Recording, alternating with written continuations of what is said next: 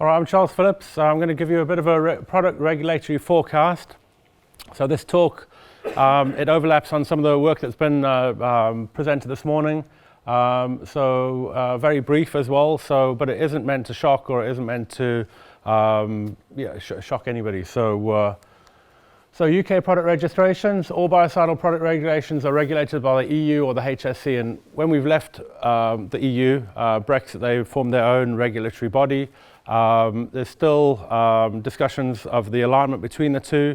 So EU is pushing ahead with a lot of restrictions, or a lot more speed in the restrictions of rodenticides, insecticides, and herbicides, and a lot of other chemicals that some of you may or may not use. So yes, there's a lot of change coming up.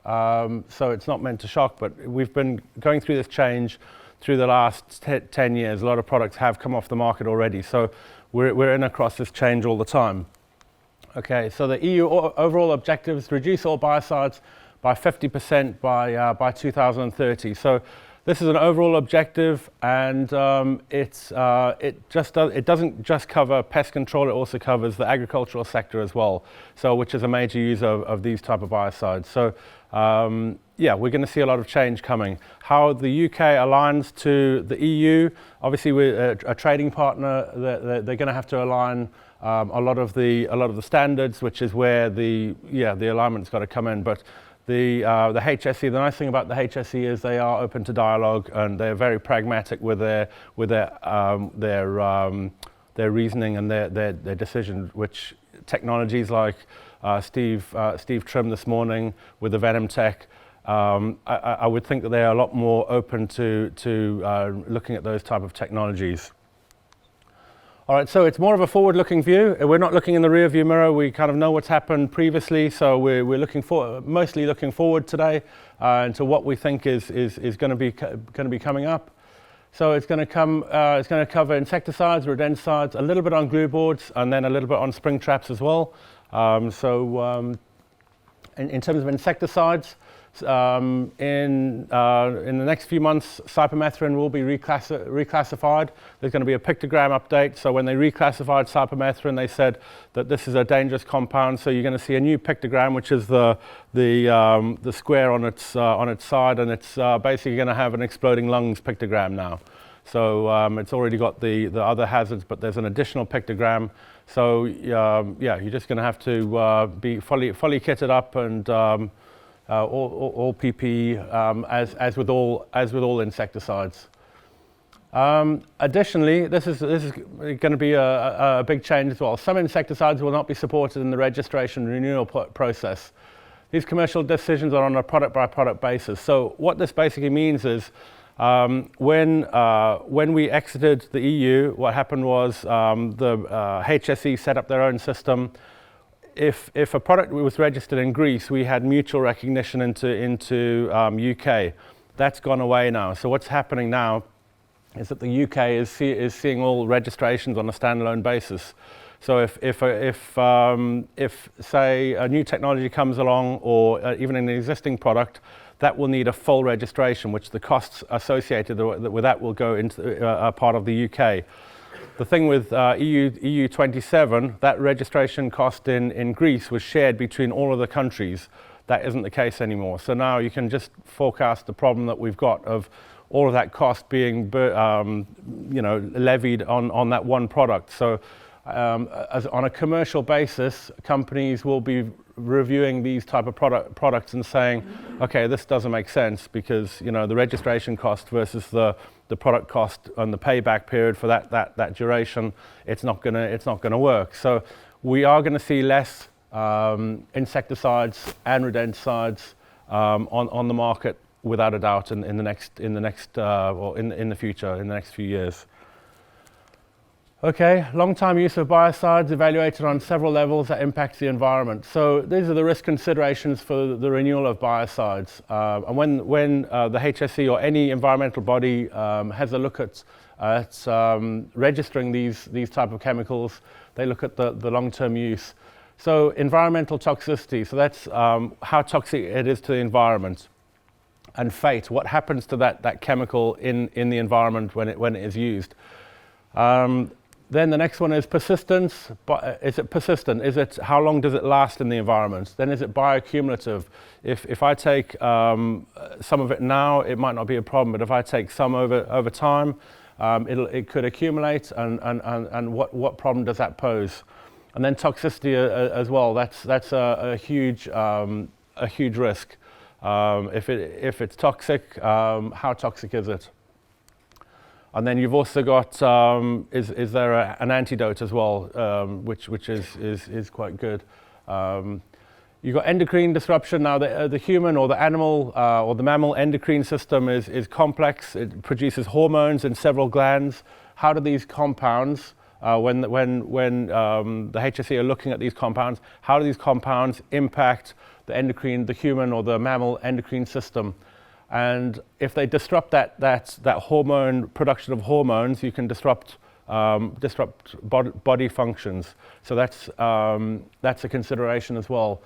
And most or all of the rodenticides on the market today have all of these at various levels. So it's a major problem that when the HSE are looking at these compounds. And carcinogenicity as well, that came up when was it, a year or two ago, where the 50 parts per million, it could cause, the label was changed to may cause damage. So and then the pictogram was updated on those products. Okay, I'm going to briefly go on the labels, the recent renewals of labels. As I said, this is a bit of a whirlwind, overview. So there's recent renewals of the rodenticides that have been updated. They've got additional text included that details tamper-resistant boxes. Has anybody seen these details? It's only on a few labels. Okay, so the rodenticide product labels, in terms of England and Northern Ireland authorization documents, they've included the following text: bait formulations, ready to use bait to be used in tamper-resistant bait stations. So it's a little bit of text here. The resistant stations must be strong enough to prevent entry or destruction by dogs, strong enough to prevent entry or destruction by children under 6 years of age, using hands, feet, objects reasonably expected to be available in the use area. Household objects, toys. So, and then there's another, you probably won't have seen this. It's only on the products that have been updated, which is only a few products, and it's quite small text, but it is on there. And the third item is it's got to be lockable or sealable so that children and dogs cannot gain access through the opening or mechanism used to fill the bait compartments. So this whole area, all of this has been quite controversial. Because I'll briefly go on it. I don't want to start a riot, or I don't want to get anybody too excited, but it does say over here, it does say tamper resistant. It doesn't say tamper proof, so it's resistant. So it's water resistant, it's not waterproof. So it doesn't mean that dogs cannot get in there, but the overall problem with this is that this is adapted from Europe, and more specifically from America, where there is a standard. Europe and UK have not got a standard for this. So I think we're quite, everybody uses bait boxes, we cover over the bait, so I don't think there's anything to be overly concerned about until the standard has been defined. So we know that there's a problem with this. And so at the moment it's carry on with things in the bait boxes. They are lockable, they are tamper resistant, and so until those standards are defined, then we'll be able to update you on that. Also really important here is that this text does not cover grain. So if you put grain into a box, yes, you can tip it out. So it's not foolproof. Okay, field of use, outdoors and around buildings. So resistant to destruction or weakening from exposure to typical non-catastrophic weather, direct sunlight, extremes of temperature, humidity, rain, snow. So it's about just putting the box in a place that doesn't, that rain or snow or water cannot affect the bait. So all of this you can see is about protecting the bait, making sure it doesn't get into the environment, and secondary poisoning, environmental fate, those slides earlier that I went through to ensure that these chemicals do not get into the food chain or the other animals. Okay, just a very brief context of synthetic rodenticides. So it's not related to anticoagulants, but it's just an overall, and it's so 1900 strychnine, and you had a lot of the metals as well that were used to kill rodenticides. Then in 1950s warfarin, and really recently is the single and the multi-feeds. So only about 50-60 years ago these have been developed. On the insecticides, you've got your in 1000 BC up the top there, you had brimstone or sulfur that was used, and that was effective. Obviously you can't use that now. 1825, BHC, or I think it was lindane, came out. That was effective, but it was also indiscriminate as well. DDT, 1940s. Surprisingly, I would have thought it would have been before that, but yeah, when you have a look back, and then 1946, you got your organophosphates. So that we've seen massive resistance to, and that's also very, very toxic as well. I think the technical grade, whoever had, there were a few people who had the neat form on their skin, and it was irreversible. They died. So obviously in the final format, it's diluted significantly, but yeah. So in 1949 to 1973, you had the pyrethroids, the alethrin, byresmethrin, and phenolphthrin. And then the carbamates, you're all familiar with the FICAMs. 1956 that came about, and only in 1990 your imidacloprid and nifipronil as a cockroach and ant baits came out. So where this is going is very recent development of these or commercialization of these type of chemicals, and we are now seeing resistance to these type of chemicals, which is a problem because we're kind of running out of things to use. This is from our RAG, which is the Rodenticide Resistance Action Group, January 2021. It's a very recent study. So several of you have been involved in collecting tails of the rodents, sending those away, and what they do is they sequence those tails and see what mutations they have, and you've got these mutations here, and they put what regions broadly they are associated with: Norfolk, Hampshire, Berkshire, Sussex, Lincolnshire, Scotland. And you see warfarin and cumatetraol is in these resistant strains where these actives have been used frequently. They've seen resistance to these. And also the difenacumes and bromadiolone also came up as resistant to those two anticoagulant rodenticides. So basically, what that means is that bait goes down, and then they're going to be resistant. So it's not going to be as effective. So we've got brodifacoum, diphenthylone, and fluclomifen as the three anticoagulants. Those ones at the moment don't have any resistance associated with them. As we know, the pressure on these three actives is significant, or on all actives is very significant.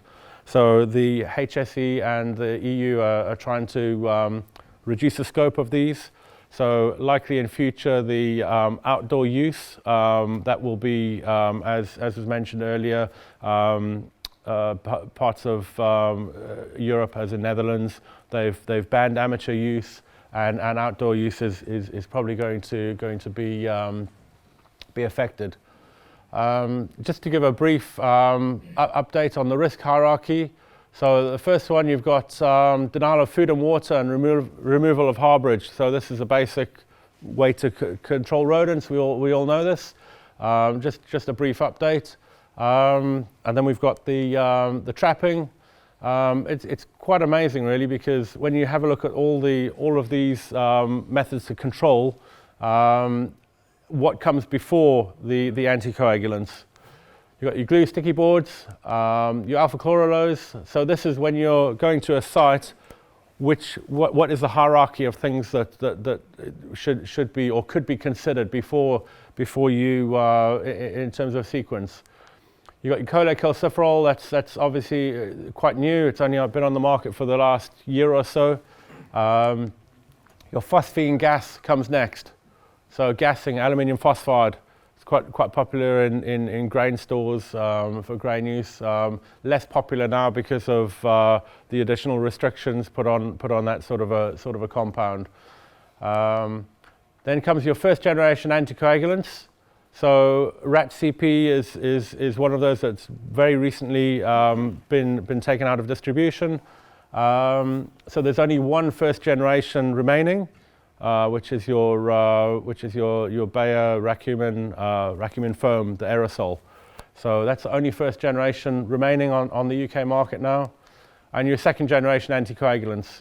So in terms of risk hierarchy, the focus is to not go as a first call into the first or second generations, but it doesn't mean that you have to do all of these in sequence to finally get to the anticoagulant. So you could decide, to go with a more potent second generation if you want to go have a really quick turnaround, and if that site was open to that.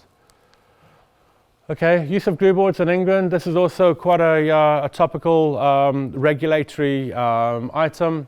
So humane treatment, we've had a lot of humaneness this morning of animals as an issue with glue boards. So Ireland, Wales and Scotland, they're restricted or banned. So that's come through in Scotland quite recently. It's put through Parliament that that's restricted. We did lobby as a group to limit it only to professionals. We do agree that these type of products should never be in the retail setting. A lot of people aren't skilled in humanely killing an animal. So especially retail users, which is they're not. It's a skilled task. So a working group has been established for England. So we're working hard, keeping this product on the market for pest controllers or professional pest controllers in England. Over the next several years, training and licensing in England is likely a requirement for the professionals. So this will be a requirement for everybody using these products. So amateur use of glue boards ceases in England in 2024. So the nice thing about a lot of the retail users, they have said that a lot of the hardware stores have said we're not going to sell these products. So they have they've kind of advanced ahead of the official legislation, which in a way is a good move. Well, it's a very good move.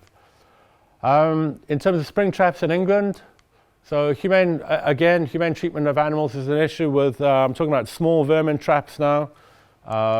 Standards for small vermin traps likely to be defined for traps with minimum spring force. So there's a large variety of traps on the market. Each of them have a different spring force. So Steve mentioned this morning about Sandra Baker. She's done a lot of work on the amount of spring force. There's a lot of angles and force and mechanics to do with it. Some of the traps, they're already 90 degrees, so they've only got 90 degrees to go through. Other traps have got the whole 180 degrees. Then you've got it's quite intricate really. You've got the speed that it takes to go through there. So, and then you've got how it kills as well. So, how quickly it kills. Position of spring traps is very important. So I'm sure, all of you are experiencing this, but a lot of consideration of how rodents can enter the trap is important as well, because if they're not positioned correctly, it might not result in a clean kill, and the possibility of getting a hindquarter, increases with incorrect positioning. So ideally against a wall and house off the house off the trap, but also the back of the trap, so that the animal cannot enter through the back of the trap. It's got to go through the front. Okay, so the summary. A smaller section of brands will be available. The process has already started and will likely gather momentum as actives need to be removed. We've been going through this already, as I mentioned. So there's nothing new really, but yeah, just as a heads up, we're gonna have less on the market without a doubt.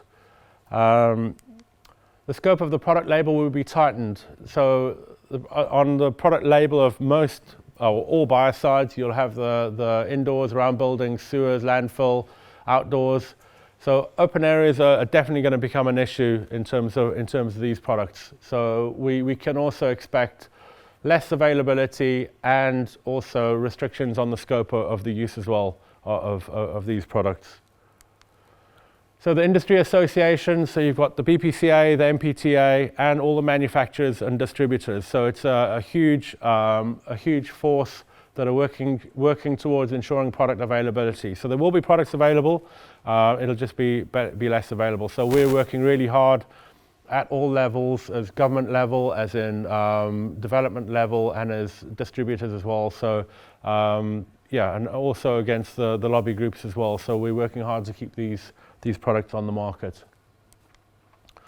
All right, so that's a whirlwind in terms of what we can expect for the future. We're in process already. We don't know how fast it's going to proceed, but yeah, exciting times. And we've got new technologies coming through as well. So we're looking forward to you know, offering those to you as well.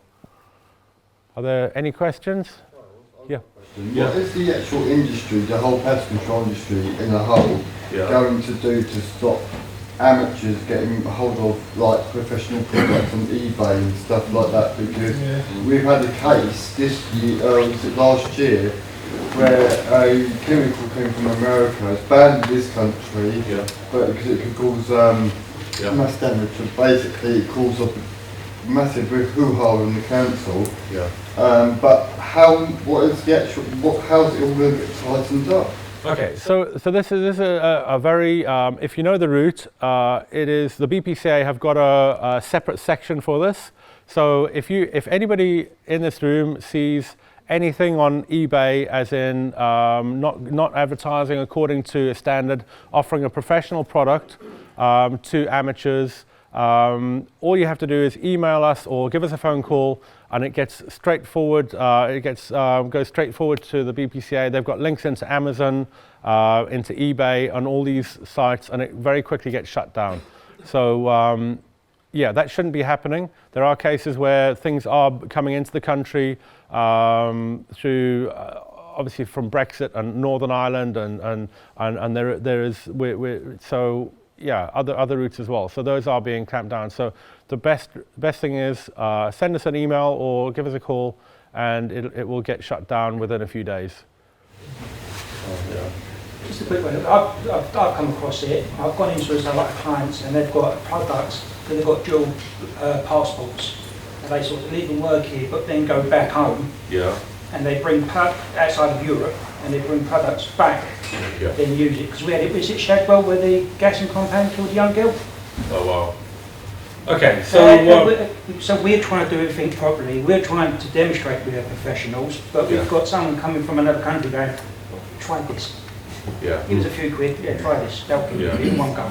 So those products are illegal, full stop. If you let us know what that is, we can possibly help. That is a bit more intricate.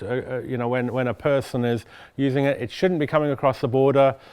It is illegal, full stop. You can only use a biocidal product that is registered in the UK, and by not going according to the label or by using a product that is not registered is an offence.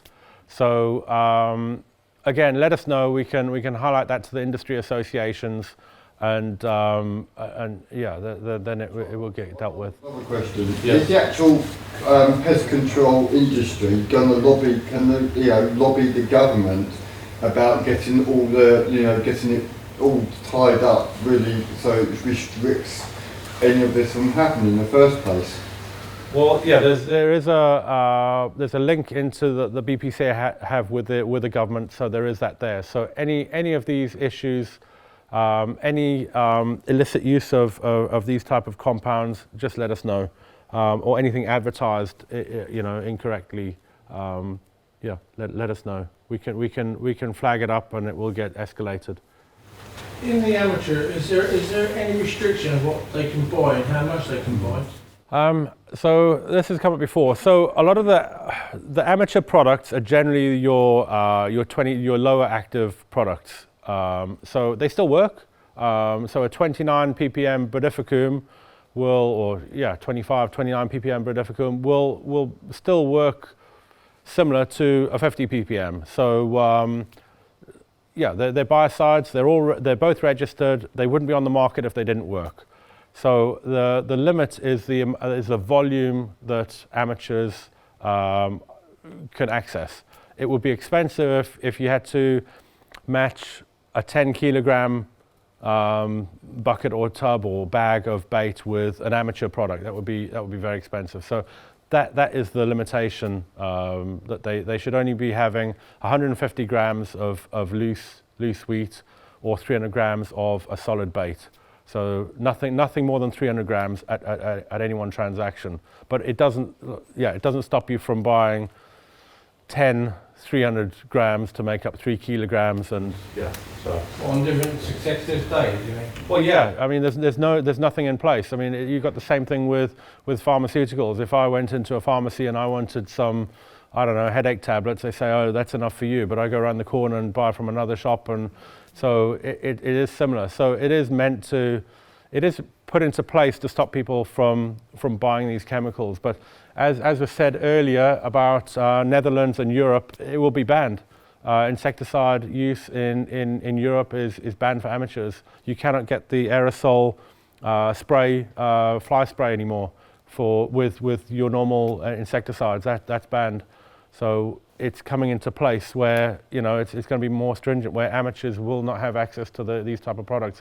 These are professional products. The pictograms on them, it's a professional product only.